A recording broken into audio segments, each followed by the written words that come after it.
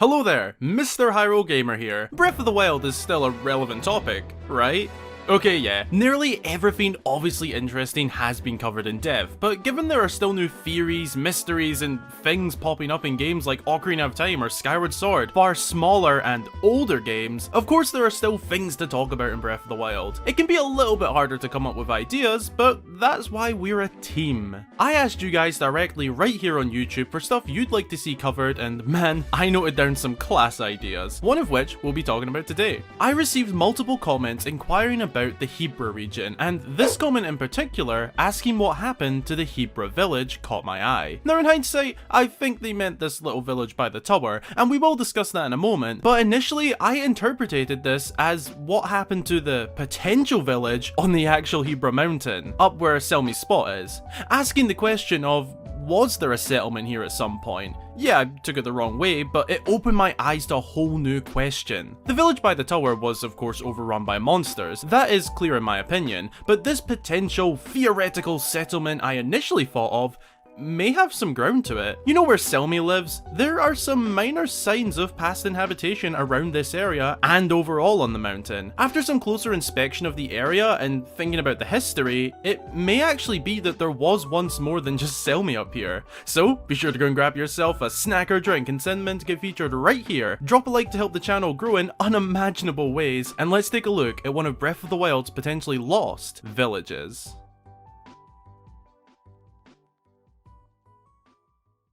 The Hebra region is a quiet, mostly peaceful mountain snow region. The mountain itself, Mount Hebra, is home to only one resident. In terms of the actual mountain range itself, there are a couple of small inhabited areas around the base, but on the mountain, just one. Near the peak of the mountain, we can find SELMIE'S spot, inhabited by the one and only, literally, SELMIE. She lives up here by herself and is a shield surfing enthusiast. She'll even show you the ropes of shield surfing down the mountain itself, starting at the very top and ending at the STURNIDA secret hot spring. And this is actually part of the evidence for later, so keep it in mind. Now, it isn't odd or anything that SELMIE lives up here alone. I get it. People are, well, annoying. It's peaceful, beautiful, and out of the way up here. That's all well and good, but there are strong signs that there was possibly once an actual settlement on the mountain. First sign, SELMIE'S spot. Not SELMIE herself, or her home necessarily, but the location as a whole. It's a checkpoint. These massive flags are not just to guide you with shield surfing, but they are also man-made checkpoints. We see them elsewhere in the game for the same purpose. Nowadays, they are just for travelers to navigate the mountain and not get lost, most likely, but keep them in mind as we'll circle back to them. At the bottom of the shield surfing course, we find one of the multiple hot springs on the mountain, this one being the STURNIDA hot spring. There's also Goflam's and Sherfin's hot spring, but STURNIDA is more interesting. It has a dock.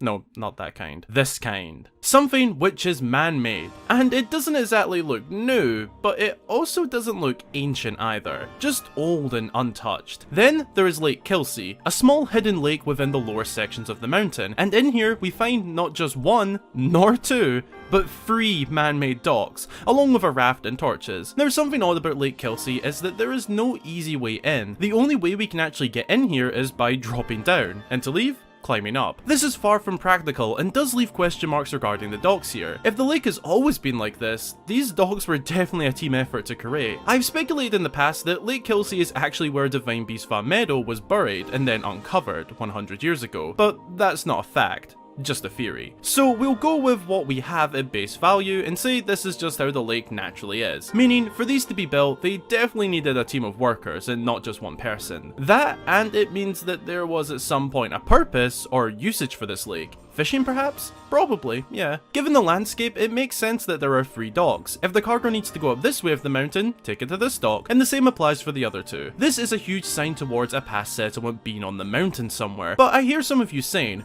what if it was just for fishing and then transported around Hyrule? Yeah, that is totally possible, but does it really make sense when fish can be fished in these other areas where it would be transported to? And if not, their nearest spots are much closer than Lake Kelsey in the far northwest of Hyrule. There are other ways to get fish if you're in central Hyrule. Surely this was for a past settlement here. so they didn't have to go into central Hyrule. To quickly circle back to those checkpoints I mentioned, we see them all over Hyrule, and it's clear that their purpose is to guide travelers, and this makes even more sense on a mountain range. But what I want to ask is, where are they being guided to and from? We have them at multiple stages of the base, on the way, and at the top. Yes, this is more than likely just for anyone who wants to traverse the mountain safely, as you know, there's snowstorms and just generally getting lost, but it may have had a dual purpose in the past of locating the mountain settlement. This is more speculative, but still a valid point. So we have all of these clearly man-made structures, the hot spring dock, the checkpoints, and the lake docks. Something clearly went on here at one point. This is probably a good time to point out that the spring and lake are right beside each other. Now, it's clear that for at least all of SELMIE'S life, there has been nobody but her. She literally says, welcome to the middle of nowhere. Population, us. But this is helpful to know. She says in the middle of nowhere, and to me that could indicate that if there was once a settlement on the mountains, it wasn't at the peak or nearby her. Surely she'd know a little bit of the history and, you know, tell us. Maybe I'm thinking too much into it, but hey, it's in the job description. Rather, I believe that there are two possible locations on the mountain that this past settlement could have been at. My first hunch is that the settlement was the mountain itself. Single and paired up houses spread all across the mountain. SELMIE'S spot being an example of a singular home, but in other spots up and down the mountain we'd find 1, 2, or maybe even 3 homes at a time, sometimes a shop or a food place. This is also why the checkpoints would have originally been here, to navigate the settlement, but now just the mountain itself. However, I think this hunch has more flaws than strengths, but not to worry, I have another, and in my opinion, stronger idea. I think that this settlement may have been located right here on the map, down by Lake Kelsey and the secret hot spring, but not solely for the reason of being near these two locations. This spot on the map is actually one of the largest flat areas on the actual mountain itself. There's also a checkpoint here, possibly to mark the settlement. Now, I'm not saying this proves or disproves anything, but there is also a chest by the marker. I would suggest the settlement was up here by SELMIE, but I don't see there being enough space. There is the question of what happened to it, and we will get to that shortly, but I do believe this location makes the most sense. It's a large, relatively flat piece of land that could easily fit 10 plus buildings. It's next to the hot spring, which would have undoubtedly been an attraction to the residents, and of course, it's next to Lake Kelsey, a source of fresh water and a place to fish. And just in case you're asking how would the residents get from the settlement to the spring and to the lake due to the extremely steep terrain, simple. They would have had wooden sets of stairs and possibly even rope lifts to get up and down, similar to what we see in the Grotto Highlands. Homes, shops and such here, down the stairs to the spring, and then another set of stairs and likely a lift to pull fish up right here. This is all well and good, but what would have happened to the settlement then? When did it vanish? Why did it vanish? And why are there no traces of homes but still docks and checkpoints? Well, the checkpoints look pretty sturdy, but why are the docks still here at least? Other wrecked settlements still have the bases of the homes and in some cases some of the walls, but here they would have been wiped clean out, so what happened?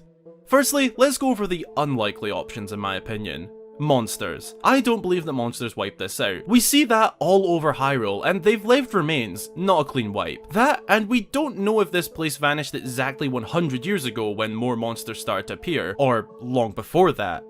Secondly, people moved out because of how remote it is. Whilst possible, I don't personally see this being the case. Even if, say, Lake Kelsey wasn't producing enough fish, the mountain and region as a whole is highly populated with animals they could hunt and eat, probably more than the fish. That leaves me with two possible reasons in my head, and honestly, I am a little conflicted as to which one is more likely, so I'll maybe leave that up to you guys. Firstly, this settlement vanished much longer than 100 years ago. A settlement old and ancient to the people of 100 years ago, pre-Calamity. There are little to no remains, just the docks and torches remaining, and I'd guess this is for the occasional traveller. Now, we're not gonna get picky and ask who constantly lights these torches, it is a video game.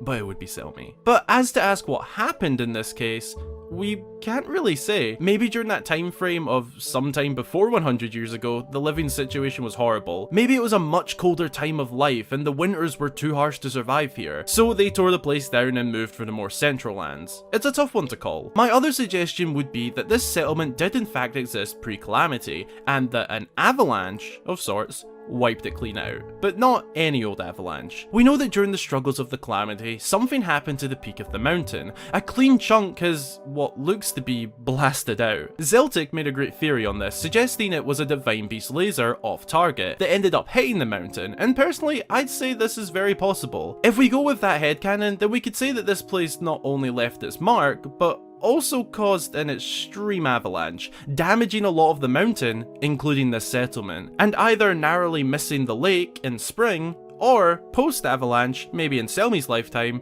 these docks were rebuilt. At least the spring. I'd have to assume the lake was missed in this avalanche, and that the heavy damage went down to this side. I do have one more suggestion, which I kinda ruled out earlier, but it is possible. Remember when I said that I have previously suggested that the lake may have been a digging site for the Divine Beast? If we say that is true, well, it's possible that before they found it, they searched all over the mountain, including where the settlement would have been, and unfortunately, it had to be torn down to search beneath the ground for the Divine Beast.